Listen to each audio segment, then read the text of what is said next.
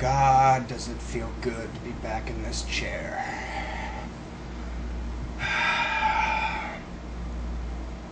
I missed it. This one is probably not going to be funny.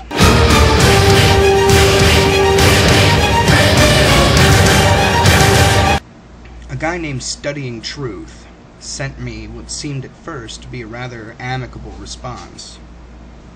He starts by giving me compliments and feeding my ego. And he says that the most interesting thing about my video, Cogito, Cogito, Ergo, Cogito Sum, was my honest emotionalism, which I thought was pretty cool. He even mentions that he likes how open I was about my distaste for Christianity. But here's where I have to stop you, Jason, and correct you. When I look at America, what leaves the most bitter taste in my mouth are the Christians. Yes, that is the undeniable truth. But it's not what they believe. It's what they do. Given their own druthers, they'd force the other 2/3 of the world to live by their set of rules, outlined in their ancient rule book. And that was the point of Cogito, Cogito, Ergo, Cogito Sum. He even mentions that he wants to start having conversations with atheists. But conversations with me are usually a little bit one-sided. In a shameless and pitiful attempt to belittle me, he provides me with an article entitled, "Can Mutations Cause New Information?" The article asserts no, they cannot. I assert that yes, they can. Have you ever played Fallout? The mutants in that game look like they have 1 or 2 extra chromosomes. He wraps that up with, how can you have so much faith in evolution?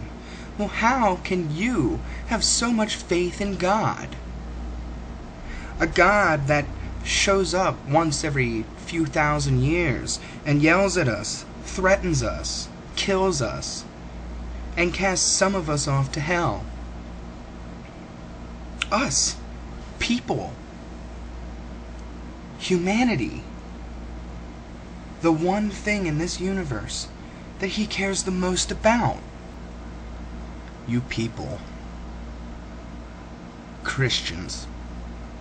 The ones who, although you don't deny that God is a prick, you still love him and worship him. You idiots are the ones in control. So, of course, I have just a few complaints. A rape victim, the very definition of unexpected mother.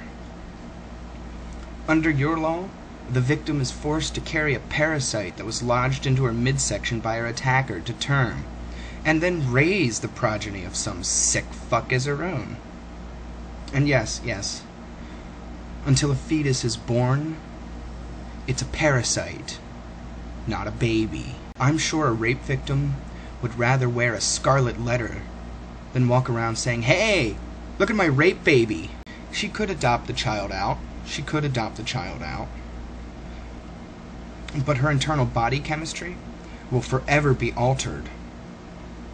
And she would be forced to carry the memory of birthing her rapist's offspring for the rest of her life. Under God's law, the rapist would then be forced to marry the victim, or rather, the victim would be forced to marry her attacker. Yeah, complaints like that, Jason. Complaints like that. Imagine your mother, bless her soul, hooked up to hospital machines. She needs one to breathe. She needs one to urinate. She needs one to make the excruciating agony that she suffers every waking moment just a little bit more bearable. She even needs a machine to shit. And since she can't change herself, you, her loving son, would happily clean up after her. She's lucid though. Okay?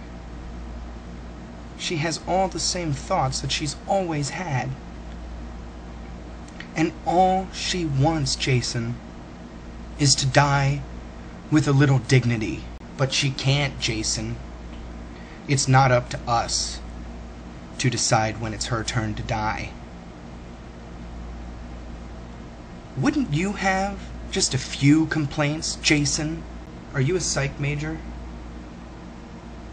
Because you did try to sum me up in one phrase. God bothers me. That's it. 3 little words that sum me up so perfectly.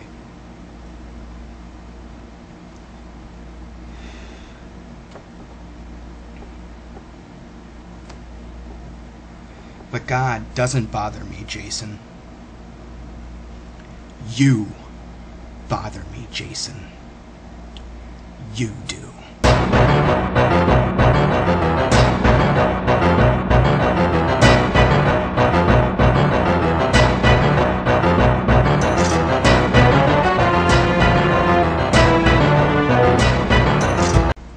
Honest emotions, huh?